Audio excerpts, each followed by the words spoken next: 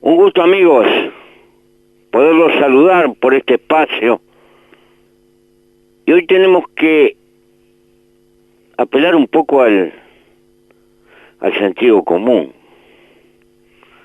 que cualquier persona puede tener. No se precisa mucho desarrollo intelectual para darse cuenta que es prácticamente imposible que una familia hoy pueda sostenerse con 1.200 pesos, con 1.000 pesos, en los gastos más elementales de su comida durante un mes. Y sabemos que desgraciadamente hay muchos trabajadores de las 1.000 formas de cuentapropismo que existen en una sociedad. Esa persona que lava tacímetros de noche en algún lugar, los que paran en una esquina conveniada donde pasan camiones y eventualmente agarran una changa porque ya los camioneros están acostumbrados a que allí hay mano de obra. Los que cuidan autos, los que cuidan otras cosas, los que venden cosas en la calle, los que van a las ferias, las 1.000 formas de comercial, pequeñas cosas que hay en el medio de nuestra sociedad, los que tienen oficios de mantenimiento mínimo con conocimiento barrial, el semigomero, el un poco albañil que conoce y que remienda, el que arregla algunas cosas, el que corta el pelo, en fin, el que hace operaciones en un jardín, el que hace mandado, etcétera, etcétera, etcétera. He conocido gente que se ganó la vida y sostuvo una familia a lo largo del tiempo,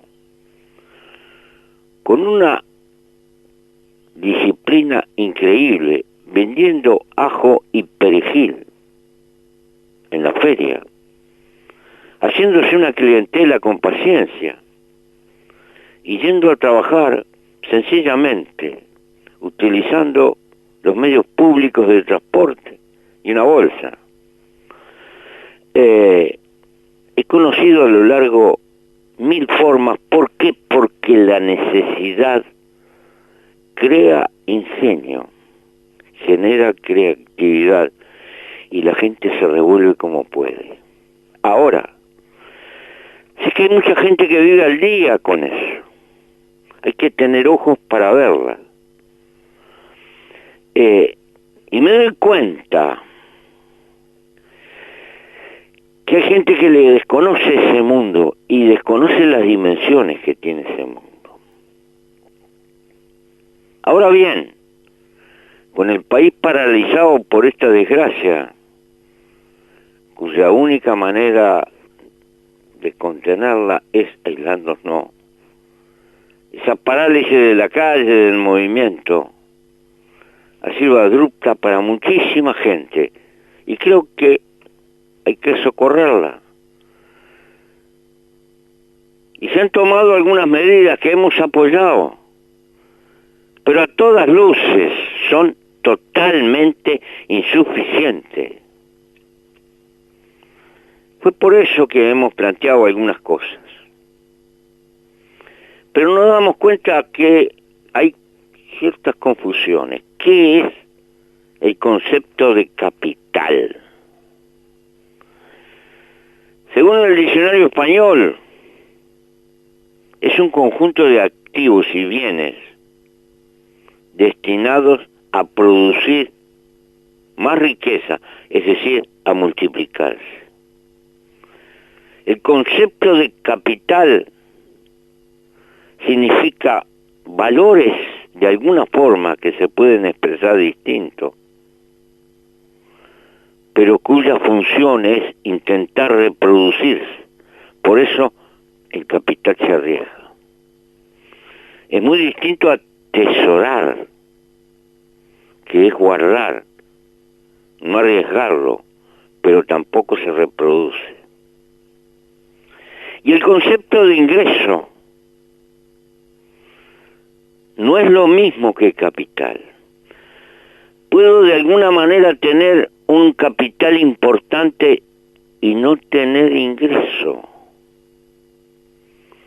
Puedo tener un capital potencial, pero que no funciona. Por ejemplo, una buena y grande propiedad rural que no se explota ni está arrendada. Y está allí. Es una forma de capital, pero que no ha entrado a jugar porque no está produciendo. Y quiere decir que tengo capital potencial, pero no tengo ingreso. Y puedo tener ingreso y no tener nada de capital, porque soy funcionario, por ejemplo, de un banco privado importante, y alquilo un apartamento, y etcétera, pero tengo un buen ingreso mensual. No tengo capital. Tampoco soy el dueño del banco. Soy un funcionario de cierta jerarquía. O puedo ser un profesional. Un médico, un cirujano, un anestesista. Capaz que no tengo ni casa, porque arriendo un apartamento. Pero tengo un ingreso y un ingreso importante. Y así 1000 formas que hay en la economía.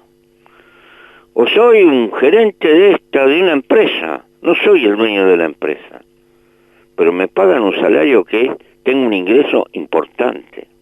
¿Qué es un ingreso?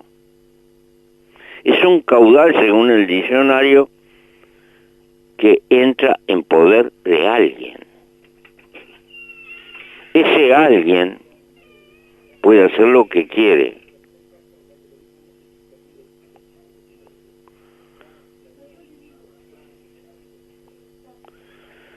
Cuando el ingreso es mínimo, por ejemplo, un asalariado que gana muy poco,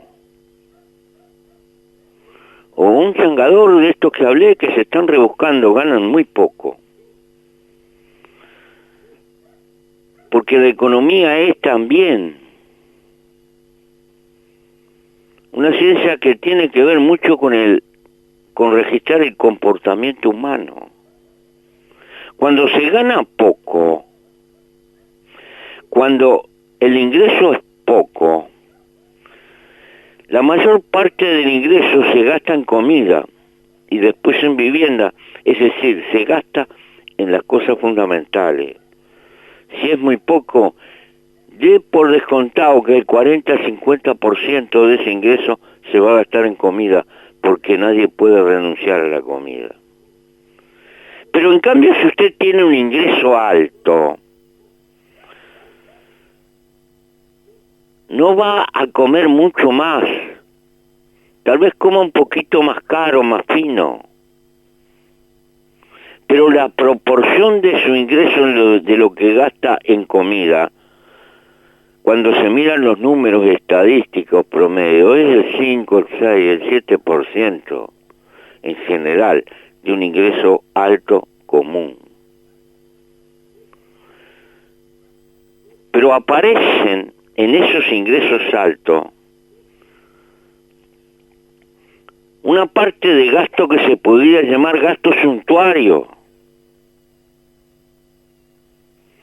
que no está en los ingresos muy bajos. El gasto suntuario es en general un gasto que pueden hacer quienes tienen ingresos altos o importantes. Ahora bien, en una economía como la uruguaya, y que está en crisis por este coronavirus que ha pasado lo que ha pasado, cuanto más logremos ensanchar la faja de los gastos en comida, en lo elemental, más favorecemos el trabajo interno. Cuando nosotros hemos dicho, tenemos que hacer una vaca y acudir a todos los ingresos importantes, no hablamos del capital, eso es otra cosa. Capital es una cosa dedicada a reproducirse, que es muy importante. Más, cuidamos mucho más el concepto de capital. Nosotros hemos hablado de pedirle a los ingresos altos que pongan algo, de obligarlos a que pongan algo. ¿Por qué? Porque en definitiva, ese algo que le podemos sacar es menos gasto suntuario que se van a hacer. Y el gasto suntuario es favorecer la importación, dar trabajo para afuera. Si ese algo va para financiar socialmente a los muy débiles que no tienen para comer, ese va a ser un gasto que se va a hacer en comida, que va a favorecer a la economía interna, porque lo que más podemos producir es comida. Sencillamente. Pero ¿cuál es la otra ventaja? Que si la inevitable ayuda social que tenemos que ejercer y que tiene que ser mucho más importante que esta miseria que estamos haciendo hoy,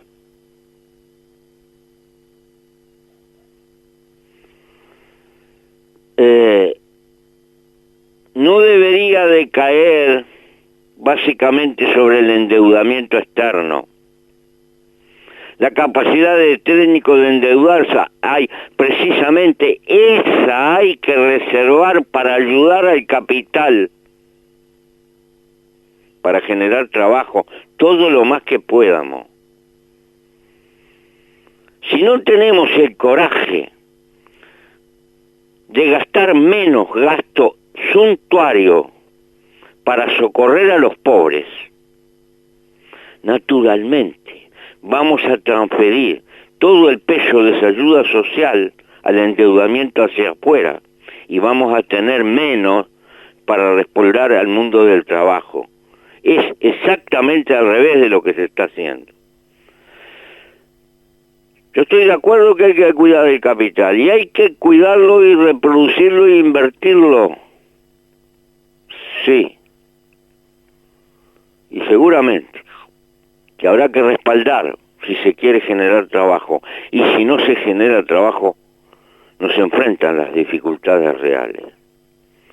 Por lo tanto, en esta hora hay que entender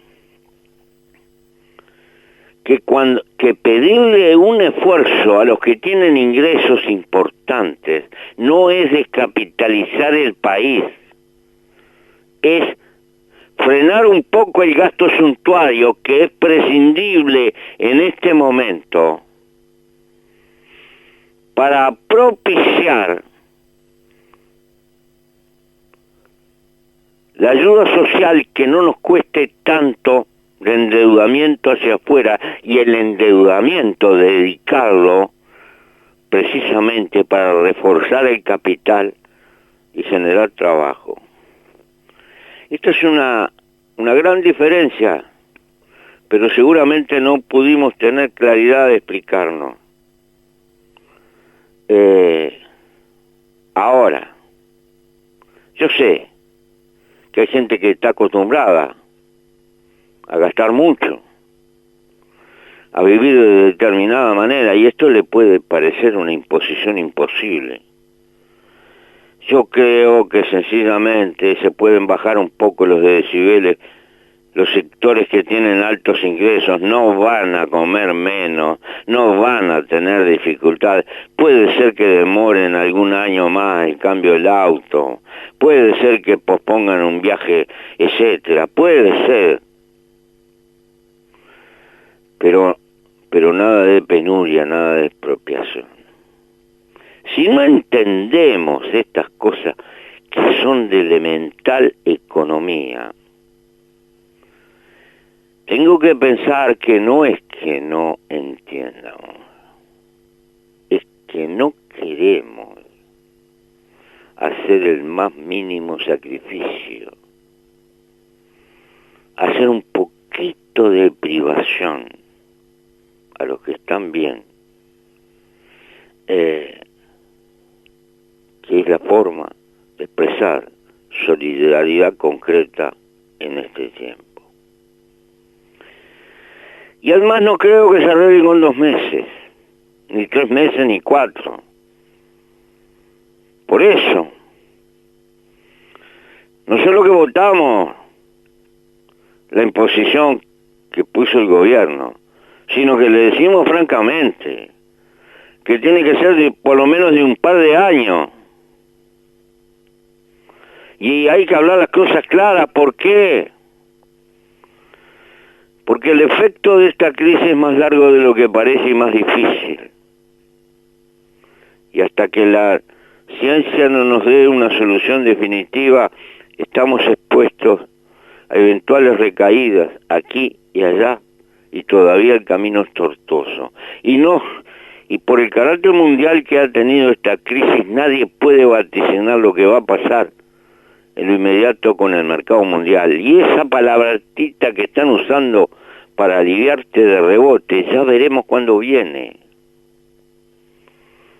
Porque nunca hemos visto en esta generación una crisis global de estas dimensiones. No sabemos cuál va a ser a la larga la respuesta del mercado mundial. Y más vale ser precavido. No es que estemos vaticinando un desastre, no vaticinamos nada. Pero es mucho mejor prepararse para lo más feo, porque de lo contrario, si viene bien, mucho mejor. Tengo desconfianza en el precio del mercado mundial, tengo desconfianza de brotes nacionalistas y proteccionistas que torpedeen el mercado mundial. Hay mucho loco con poder en la vuelta. Yo sé que países pequeños no influimos para nada, pero hay grandes países que pueden tomar decisiones que le pongan una flecha de progreso o de parálisis a la economía mundial de futuro. Toda esa incertidumbre que está ahí planteada,